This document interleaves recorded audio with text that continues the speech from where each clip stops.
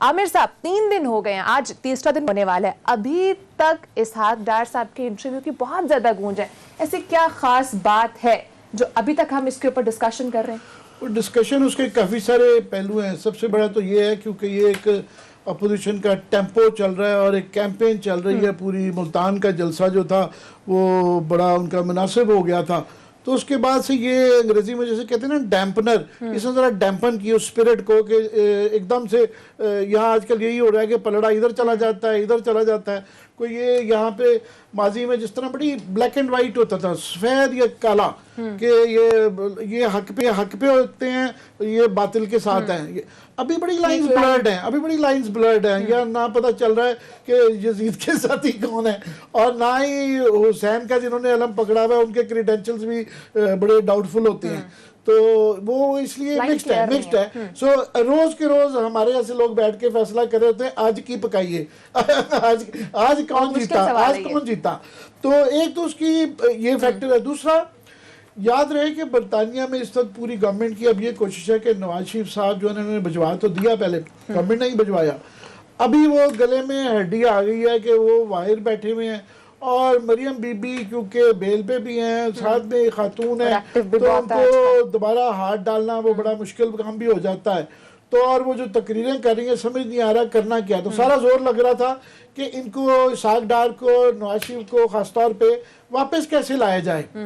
اور برطانیہ کی ایک ہسٹری رہی ہوئی ہے کہ ان کے ہاں سے آج تک کوئی بھی جو ایگزائل جس کو ملا ہے, جس طرح الطاف حسین صاحب کئی دہائیوں سے بیٹھے ہوئے ہیں, بے تاشا دنیا کے تمام ملکوں سے لوگ وہاں جاتے ہیں. ریکارڈ ان کا بڑا خراب ہے کہ ایک پینوشے کا ایک واحد کیس تھا جس پہ بہت پریشر آیا تھا, اور حالانکہ وہ اسپین والوں نے اس کی ایکسٹریڈیشن مانگی تھی, برطانیہ نے وہ بھی نہیں دی تھی, تو الٹیمیٹلی وہ بعد میں خود ہی پھر چلے گئے تھے ارجنٹینا.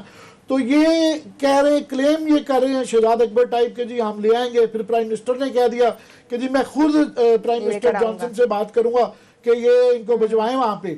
تو برطانیہ میں بھی یہ ایک پورا بیانیہ اس طرح کا چل رہا تھا. اس کے بعد جب یہ بیان آیا تو اس سے جو ہے نا وہ ایک یہ کہ جناب یہ شاید نہیں آئیں گے, تو ایک پی ٹی آئی کے سرکلز میں ایک امید کی کرن آئی ہے کہ جناب یہ برطانیہ والے بھی کوشچن کر رہے ہیں کہ یہ وہ والا کیس نہیں ہے, کیونکہ یہ بہرحال عدالتوں سے, یہ کوئی یہ نہیں ہے کہ ڈکٹیٹرشپ میں دوڑے میں ہیں, یہ عدالتوں کے اندر جو ہیں یہ کنوکٹڈ ہیں اور یہ اشتہاری ہیں.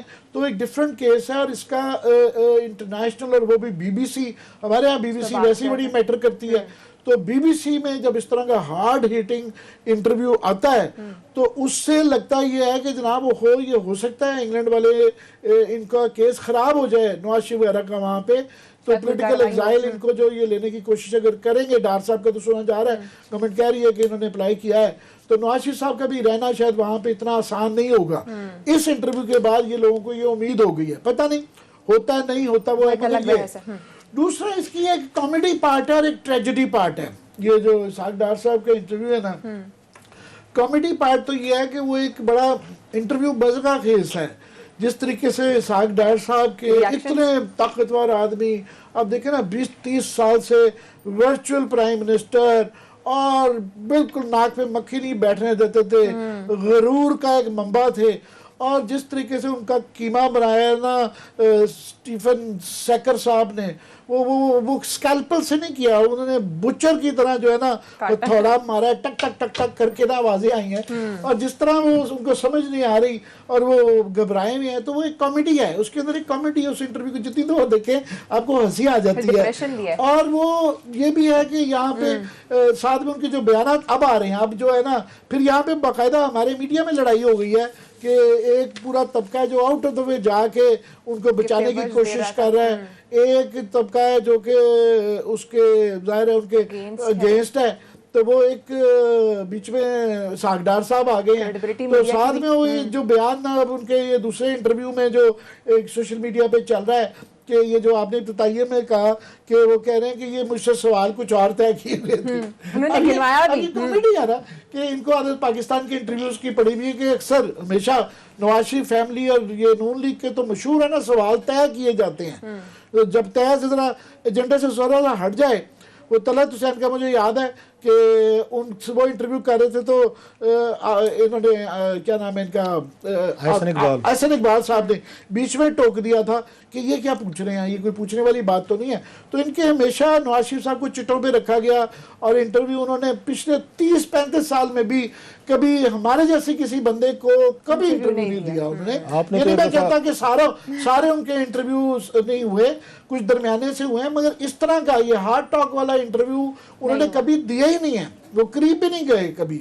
جو ہے درمیانے سے کچھ ضرور انٹرویو ہیں, میں یہ نہیں کہتا کہ ساری کمیونٹی کو میں یہ کہہ رہا ہوں کہ ساری کمیونٹی میں بتا ہی دیں. ویسے بات آپ کر ہی رہے ہیں, جب آپ کو یاد ہوگا یہاں پہ 2015 میں آپ نے ان سے ایک ان کو ڈالی تھی کہ ہم نے ایک انٹرویو کرنا ہے, نواز شریف صاحب was prime minister of Pakistan.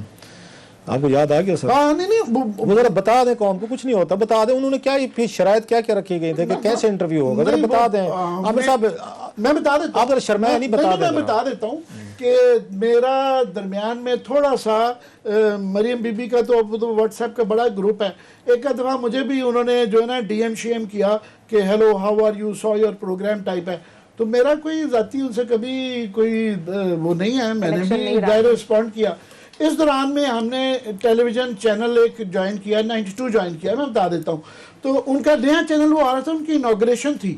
تو انہوں نے کہا کہ جناب ایسا ہے کہ سب کے ٹاپ لیڈنگ فگرز کے انٹرویوز کر لیں. تو انہوں نے کہا جی آپ کر لیں عمران خان کا انٹرویو, انہوں نے کہا جی آپ نواز شریف صاحب کا کر سکتے ہیں. تو میری مریم بی بی سے تھوڑی سی نا ڈی ایم پہ وہ ان کی ہیلو ہائی آنی شروع ہو گئی تھی. میں نے کہا جی میں پوچھ لیتا ہوں اگر وہ مانے. تو مجھے لگ رہا تھا کہ کوئی ایسی, تو انہوں نے کہا کہ جی انٹرویو اچھا. میں نے کہا جی میں یہ جو انوگریشن کا انٹرویو ہے, تو انہوں نے کہا نہیں وہ بالکل جو ہے نا, پہلی بات تو انہوں نے کہا کہ رؤوف کلاسرا. میں نے کہا جی وہ عمران خان کا ذمہ لگ گیا. مطلب یہ تھا میں نے کہا جی نہیں, انہوں نے کہا رؤوف کلاسرا تو نہیں آگا انٹرویو کرنے آپ کے ساتھ, آپ اپنی بات کریں, ان کی اپنی ٹرم طے ہو رہی ہے. انہوں نے کہا کہ وہ اصل میں یہ ہے وہ ہے, پھر انہوں نے ڈسکشن کیا, پھر اشارہ دینے کی کوشش کی کہ یہ کوئی وہ. میں نے کہا جی اسکرپٹڈ ہوگا کہ کیا باتیں کرنا چاہیں گے. میں نے کہا جی کیا باتیں کرنی ہے, پر میں یہ ضرور کہہ دیتا ہوں کہ یہ انوگریشن کے لیے جو ہے نا ان کا خیر سگالی میسج ٹائپ چاہیے. تو پھر ان کا اس پہ بھی وہ گھبرا گئے, ان کے مشورہ کیا دوستوں سے, ہمارے ہی دوست تھے. تو وہ انٹرویو انہوں نے کہا جی نہیں وہ نا ہمیں آپ پہ شک ہے کہ آپ کچھ بھی پوچھ سکتے ہیں, یہ تو نہیں کہا. انہوں نے انکار کر دیا. پھر اس حد تک گئے کہ نہ صرف انہوں نے انٹرویو نہیں دیا, ایک نارملی ایک طریقہ کار ہے کہ جب بھی کوئی نیا اخبار یا نیا ٹی وی چینل آتا ہے تو ایک میسج روٹین میں پرائم منسٹر کا آفس بھیج دیتا ہے, خود نہیں کرتے, وہ بھیج دیتا ہے کہ اچھا ہوا آپ کے مبارک ہو کہ آپ چینل لا رہے ہیں. انہوں نے وہ میسج بھی نہیں بھیجا. اور ہم نے کہا یار ان کی طرف سے نہیں, ویسے ہی گورنمنٹ کی پی آئی ڈی انفارمیشن کا ڈپارٹمنٹ ہے, وہاں سے کوئی بھیج دے. انہوں نے کہا یہ وہ بھی نہیں بھیجنا. وہ پتہ نہیں کیا ایک دم رؤوف کلاسرا صاحب یاد آ گئے کہ یہ. تو اس کے بعد جب لائیو انوگریشن ہو رہی تھی تو اس میں ہم نے کہا جی یہ باقی سب کے انٹرویوز چل رہے ہیں, تو یہ جو نواز شریف صاحب کا نہیں دیکھ رہے تھے اس کا یہ مطلب نہیں کہ ہم نے کوشش نہیں کی, ہم نے پوری کوشش کی تھی. انہوں نے نہ صرف کہ انٹرویو نہیں دیا, میسج بھی نہیں بھیجا, ٹیکسٹ میسج بھی نہیں بھیجا. تو یہ ہمارا قصور نہیں, ہم بڑے انڈیپینڈنٹ رہنا چاہ رہے ہیں, ہماری کوئی دشمنی نہیں ہے. انہوں نے زیوم کر لیا ہے کہ ہم برے لوگ ہیں, تو اس لیے تو بھی وہ چل ہی رہا تھا. تو بیچ میں ایک میسج آ گیا کہ جی وہ ہماری طرف سے مبارک ہو, یہ وہ ٹائپ نا, کسی سرکاری افسر کو کی طرف سے کال آ گئی. تو ہم نے کہا جی ان کی طرف سے کال آ گئی, وہ کہہ رہے ہیں کہ جی مبارک ہو کہ آپ کا چینل. تو یہ میں واقعہ اس لیے بتا رہا ہوں, انہوں نے کہا لمبی. مگر ٹریجڈی اس کی بات یہ ہے کہ وہ پھر ساتھ میں کامیڈی یہ چل رہی تھی, تو ساتھ میں وہ ایک اور انہوں نے بڑی سی کامیڈی دی کی. اور کہ جی وہ دیکھا تھا کہ وہ جو سیکر ہے وہ پہلے 10 منٹ میں میرے پریشر میں آ گیا تھا. اب وہ جس نے انٹرویو دیکھا ہے اس کے بعد یہ والی وہ اس طرح کے بے تحاشا پنجابی کے لطیفے ہیں جو ہے نا, وہ کہتے ہوئے دہراتے ہوئے اچھا نہیں لگتا, پر وہ کافی مزہ کی بات تھی. اب اس کی ہے کہ tragedy, tragic side to it. Tragedy یہ ہے کہ یہ لوگ اتنے طاقتور رہے, اور اسحاق ڈار تو بالکل, کیونکہ یہ ایک بڑے ہمبل بیک گراؤنڈ سے, اینڈ دین بیکیم بلینئر, اتنی طاقت, اتنی دولت. آج بھی سوال وہی ہے جو پینما میں بھی تھا, پینما سے پہلے بھی ہم 20-25 سال سے ان سے پوچھتے رہے ہیں, رسیدوں کا. اور آج بھی کیونکہ یہ جب اس میں لوگوں کو یاد آ گیا, بھول گیا تھا, کیونکہ انہوں نے کیا کہا کہ کاما نہیں تھا تو اس پہ کامے پہ نکال دیا, پاناما چھوڑ کے کامے پہ نکال دیا, کہ ایز اف جو ہے یہ ٹوٹلی پولیٹیسائز تھا. اور یہ بڑے فرشتہ سیرت لوگ ہیں بیچارے, جن کے ساتھ ایک اسٹیبلشمنٹ نے سازش کر دی ہے.